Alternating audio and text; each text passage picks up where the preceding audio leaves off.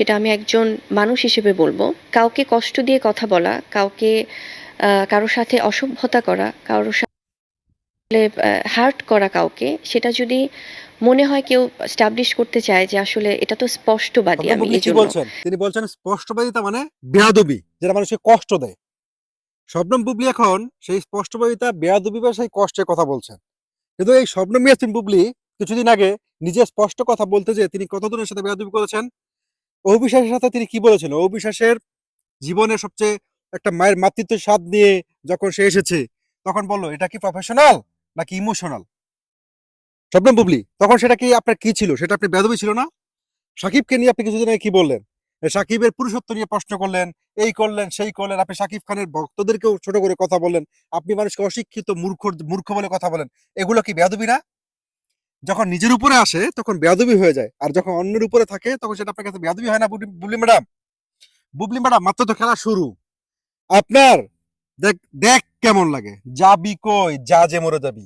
মাত্র তো মানুষ আপনাকে দৌড়ছে। মাত্র আপনার একটা ইস্যু মানুষ দৌড়ছে। বলি ম্যাডাম, এখনো সবকিছু শেষ হয়ে যায়নি, এখন মাত্র শুরু হয়েছে।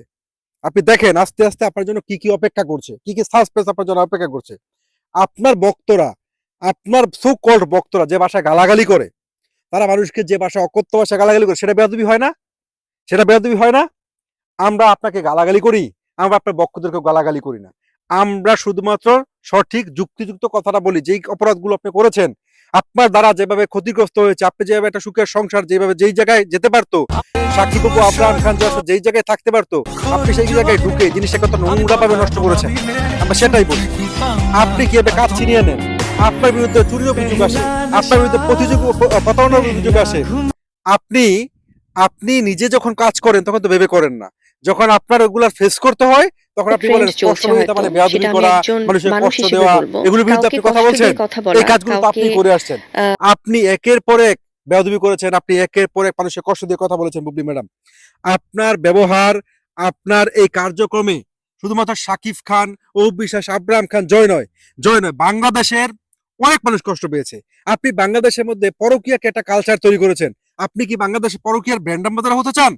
আপনার যারা রুহানি ভক্তবৃন্দ যারা রয়েছে, আমি আপনাদের কথা বলছি, আপনারা যে শবনম ইয়াসমিন বুবলিকে এইভাবে সমর্থন করেন, আপনারা কি, আপনারা নিশ্চয় পরকীয়ায় জড়িত?